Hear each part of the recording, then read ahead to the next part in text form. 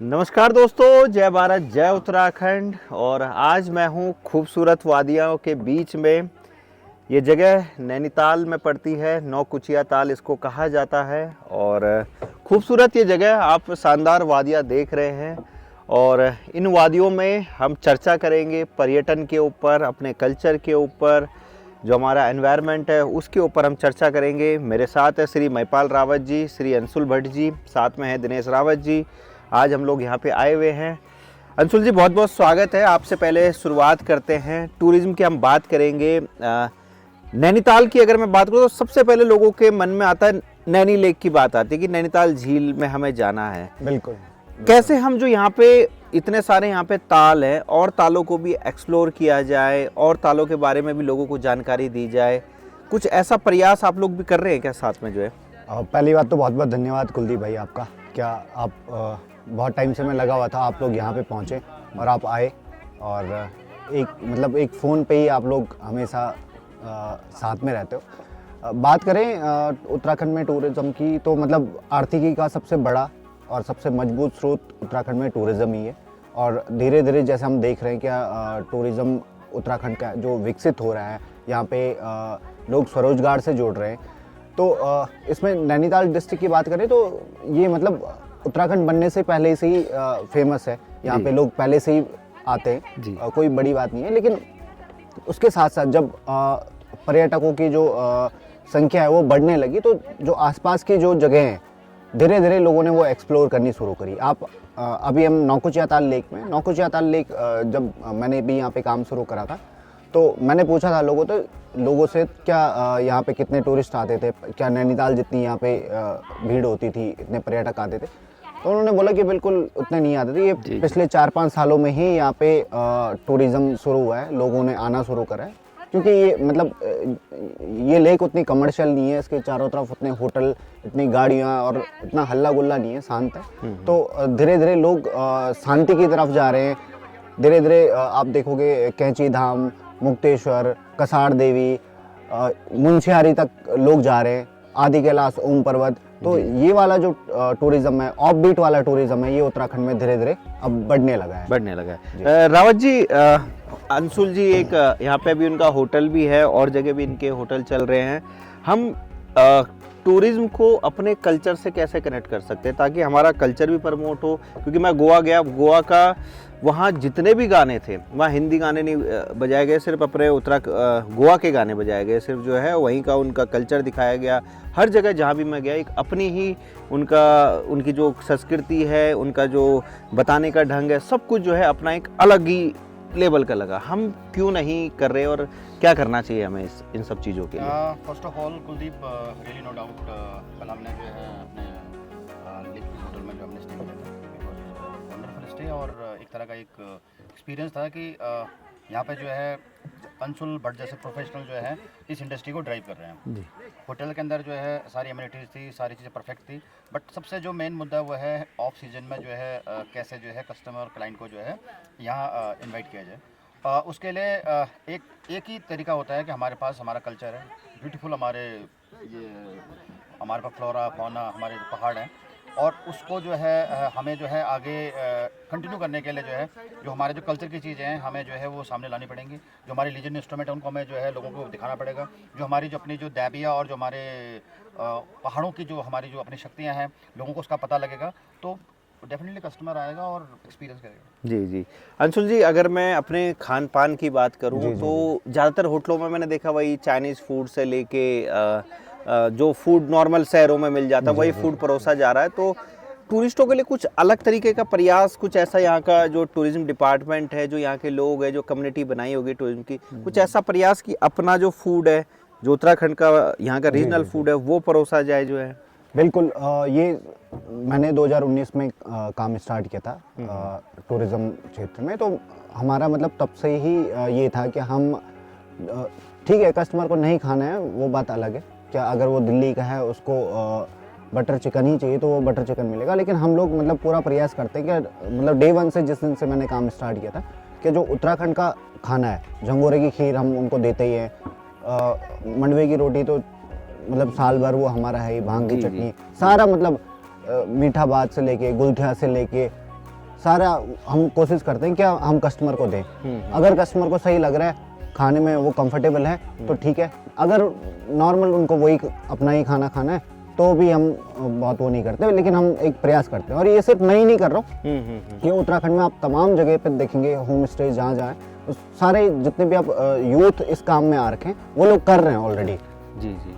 अब ये टोटली मतलब एक्सप्लोर हो रहा है, मतलब इन बिल्कुल, चीज़ों के बिल्कुल, साथ बिल्कुल। भी जो है। रावत जी, हमारे जो होटलियर लोग हैं जो अपने होटल चला रहे हैं, रिजॉर्ट चला रहे हैं, अपने होम स्टे चला रहे हैं, उनके साथ सबसे बड़ी प्रॉब्लम क्या आती है कि सीजन वाली प्रॉब्लम आती है। सीजन में तो अच्छा चलता है, गर्मियों में खासकर जो है लोग खूब आते हैं, न्यू ईयर सेलिब्रेशन के लिए खूब आते हैं, लेकिन ज़्यादातर जो 6 महीने हैं वो चलाना बहुत मुश्किल होता है। ज़्यादातर मैं देखूंगा यहाँ पर तो लोगों के खुद के होटल नहीं है। अंशुल भाई भी जैसे लीज पे लिया हुआ है, खुद का होटल नहीं है, रेंट पे करना है, स्टाफ की सैलरी पे करनी है।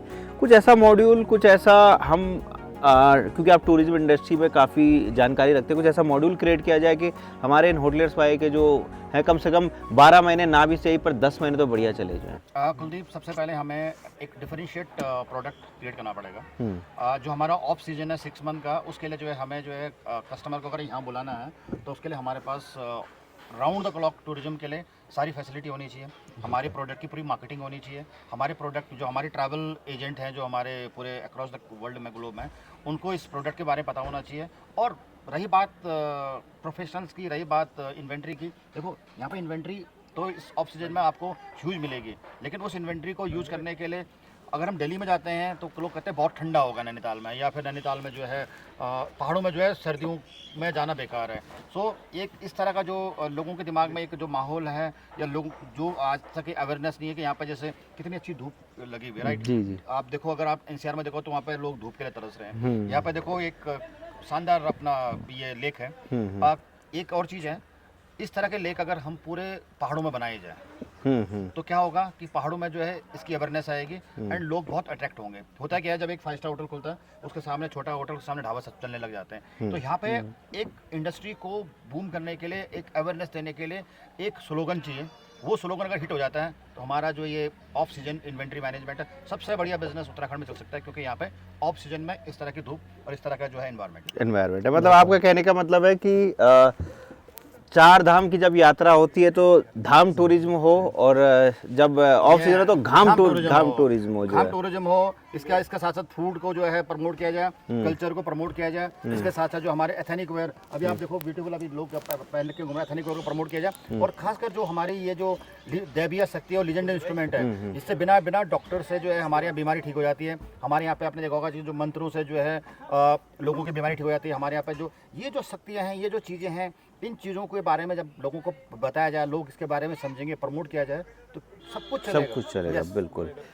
कोठियाल जी साथ में हैं। कोठियाल जी, बहुत बहुत स्वागत है आपका। जो है नदी किनारे आप बढ़िया घाम का आनंद ले रहे हैं। ये घाम टूरिज्म को हम प्रमोट क्यों नहीं कर रहे? जो है ये एक अलग ही तरीके का टूरिज्म पैदा किया जा सकता है। बोला, देखो मिलेनियर माइंडसेट जो होता है, सेल्स स्किल जो होती है, ये डिफाइन करनी होती है। आप देख सकते हैं कि रैन ऑफ कच्छ जो है वहाँ पे अगर वाइट सैंड नाइट में बिक सकती है, और गोवा का बीच जो नमकीन पानी वो बिक सकता है, तो हमारा यहाँ का पानी तो मीठा है।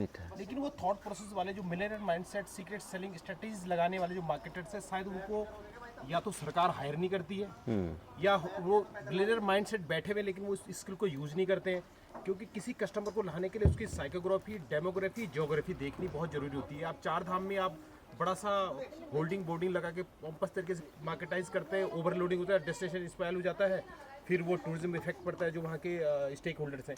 अगर हम इस प्रोसेस को देखें कि जब गोवा अट्रैक्ट करता है, 365 डेज अट्रैक्ट करता है, तो हमें भी कुछ ऐसी पॉलिसीज बनानी चाहिए जिसमें हमने बहुत बड़ा सा अपना एक मुद्दा उठाया हुआ कि धाम टूरिज्म तो रहे सीजन में, उसके अलावा जब ऐसी धूप खिल रखी, अच्छी सी विटामिन डी हमें मिल रही है, जगह खाली है, होटल्स बने हुए हैं, उसको हम लोग कैसे प्रमोट करते हैं? घाम टूरिज्म भी करना चाहिए, जिससे कि ऑफ सीजन में जो स्टेक होल्डर्स हैं उन्हें क्वालिटी कस्टमर्स मिले और उनका रेवेन्यू लॉस ना हो अभी।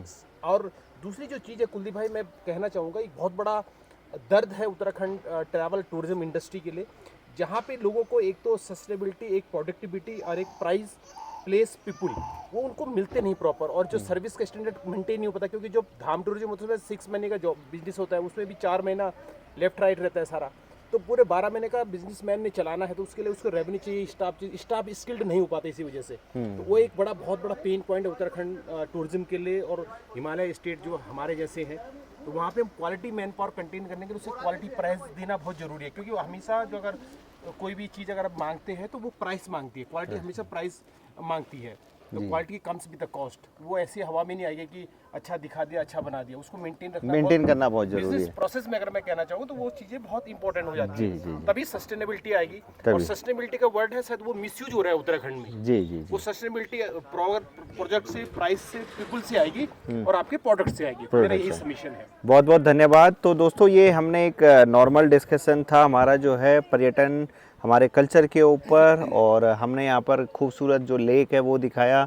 आज हम यहाँ पे हिडन लेक हमारे अंशुल भाई जी का जो है एक खूबसूरत यहाँ पे होम स्टे है वहाँ रुके हुए थे, और अच्छी उन्होंने सर्विस हमें प्रोवाइड करी। अच्छा हमें अनुभव हुआ वहाँ पर जब हम रुके रात को।